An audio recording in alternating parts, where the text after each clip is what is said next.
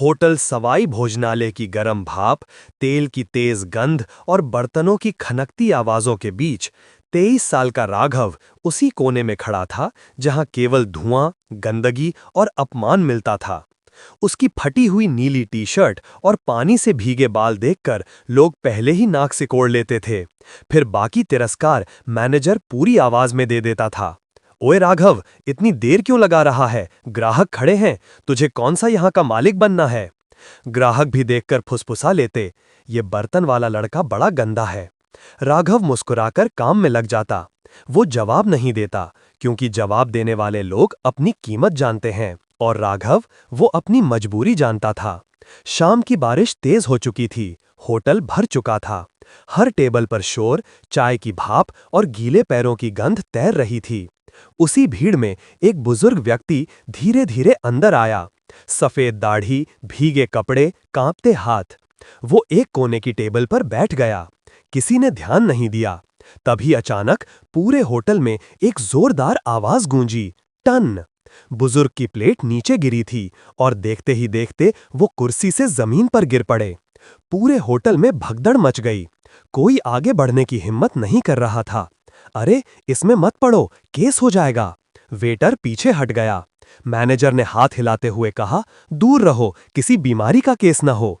लेकिन उसी क्षण पीछे बर्तन धोता राघव प्लेट नीचे फेंककर दौड़ पड़ा। साहब सुनिए, सांस लीजिए। वो बुजुर्ग के सिर को उठाकर हवा करने लगा। किसी ने पानी नहीं दिया तो वो खुद भागकर बोतल लाया। बुजुर्ग की सांसें टूट रही थीं। तभी उनकी आंखें हल्की सी खुलीं और उन्होंने कांपती आवाज में कहा, मुन्ना। राघव चौंक गया। तभी एक डॉक्टर ग्राहक आता है। गुड, तुमने सही टाइम पर मदद की, नहीं तो दिल रुक सकता था। होटल में सन्नाटा, सबकी आंखों में शर्म। एम्बुलेंस आती है। जाने से पहले बुजुर्ग उसका हाथ पकड़कर कहते हैं, बेटा, तुम्हारे जैसा इंसान बहुत कम मिलता है। ये वही रात थी जब लोग उसे गंदा कहते थे। उसी रात उसकी इंसानियत चमक कर सबके चेहरों पर आईना बन गई। अगली सुबह होटल खुला ही था कि बाहर भीड़ जमा होने लगी। कुछ लोग मोबाइल कैमरे ऑन करके खड़े थे। मैनेजर ने खींचकर पूछा, क्या है ये सब? तभी एक ग्राहक बोला, अरे भाई, कल रात वाला वीडियो वायरल हो गया। वो बर्तन धोने वाले लड़के ने बूढ़े आदमी की जान बचाई। पूरा इंटरनेट उसकी तारीफ कर रहा है। मैनेजर के चेहरे का रंग उड़ गया। वो उसी लड़के को जिसे कल तक गंदा कहता था अब बाहर बुलाने लगा। राघव, राघव बेटा, जरा बाहर आओ। बेटा, ये शब्द पहली बार उसके लिए इस्तेमाल हुआ था। राघव हक्का बक्का बाहर आता है। भीड़ ताली बजा रही है। कोई उसे गले लगा रहा है, कोई सेल्फी ले रहा है, कोई कह रहा है, भाई तू हीरो है। लेकिन राघव के चेहरे पर उलझन थी। वो धीरे से बोला, मैंने तो बस इंसानियत की।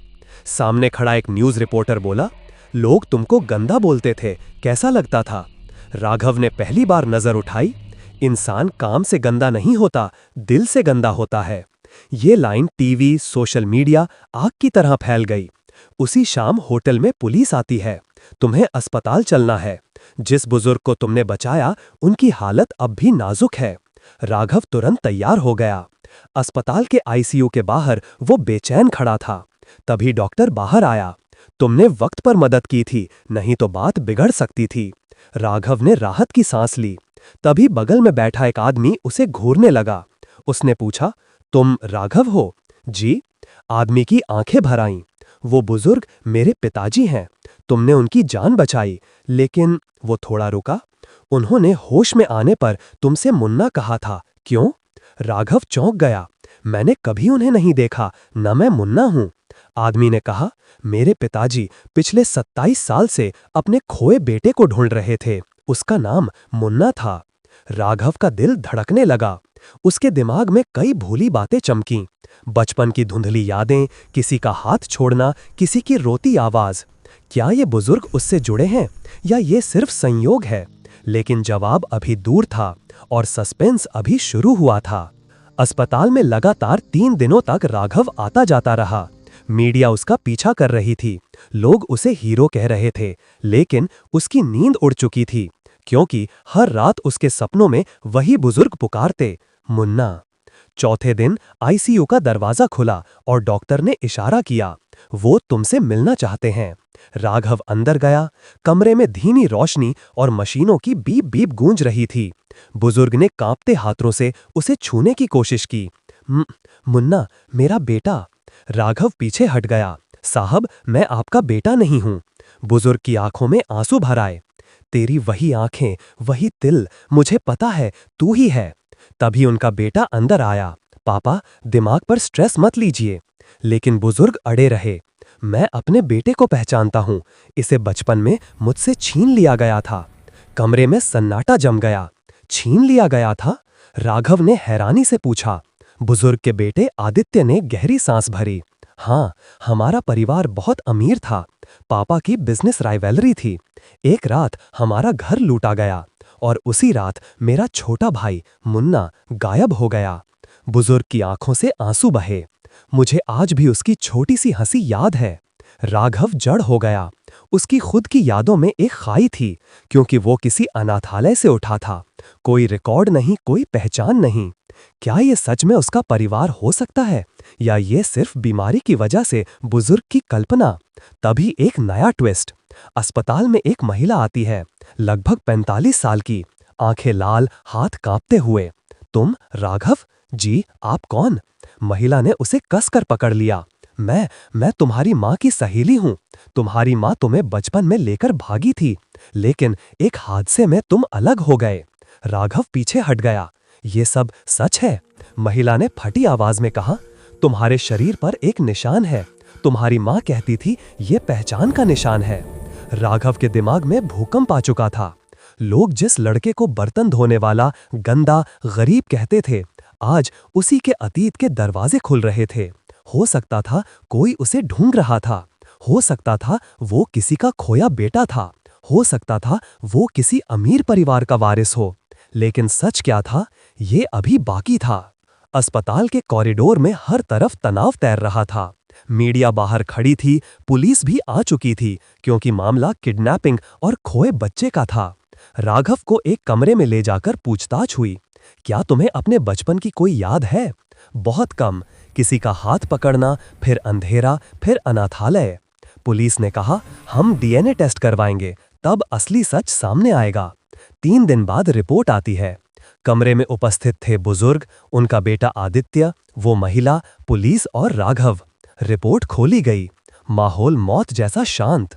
अधिकारी ने कहा, डीएनए मैच 99.4%। राघव वही मुन्ना है। बुजुर्ग फूट फूट कर रो पड़े। राघव को लगा जैसे उसके सीने पर सालों से रखा पत्थर टूटकर गिर गया। आदित्य ने उसे गले लगा लिया। भाई, तू सच में लौट आया। महिला रोते हुए बोली, तेरी माँ मरने से पहले रोज तुझे याद करती थी। पूरा अस्पताल इस मिलन का गवाह बन गया। लेकिन कहानी अभी खत्म नहीं हुई थी। पुलिस ने एक और चौंकाने वाली बात बताई। जिसने तुम्हें बचपन में उठाया था, वो होटल का मैनेजर शर्मा था। उसने तुम्हें अनाथालय में छोड़ दिया था ताकि उसकी चोरी की कहानी कभी बाहर ना आए। राघव स्तब्ध रह गया। वही आदमी जो उसे गंदा कहता था, जो उसे दिन रात अपमानित करता था, वही उसका असली गुनहगार निकला। पुलिस ने शर्मा को गिरफ्तार कर लिया। होटल के बाहर भीड़ खड़ी थी। आज हर कोई राघव का नाम सम्मान से बोल रहा था। बुजुर्ग अपने बेटे का हाथ पकड़कर बोले, चलो घर चलें बेटा। लेकिन राघव ने धीरे से कहा, पहले एक जगह जाना है। वो होटल के पीछे वाले बर्तन धोने वाले एरिया के सामने खड़ा हुआ। उसने उस टूटे नल को, उस गंदे सिंक को छुआ जहां उसने अपनी आधी जिंदगी बिताई थी। यहीं से मेरी पहचान छीनी गई थी और यहीं से मैंने इंसानियत पाई थी। बुजुर्ग ने उसे गले लगाते हुए कहा, अब जिंदगी तुझे उस जगह ले जा रही है जहां तू हमेशा से था, हमारे दिल में, हमारे घर में।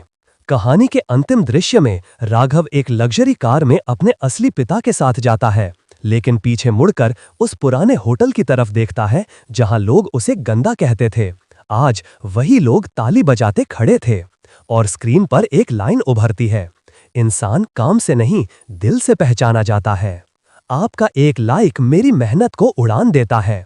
आपका एक कमेंट मुझे और बेहतर बनाता है, और आपका एक सब्सक्राइब हमारे रियल कहानी स्टोरीज परिवार को और बड़ा करता है।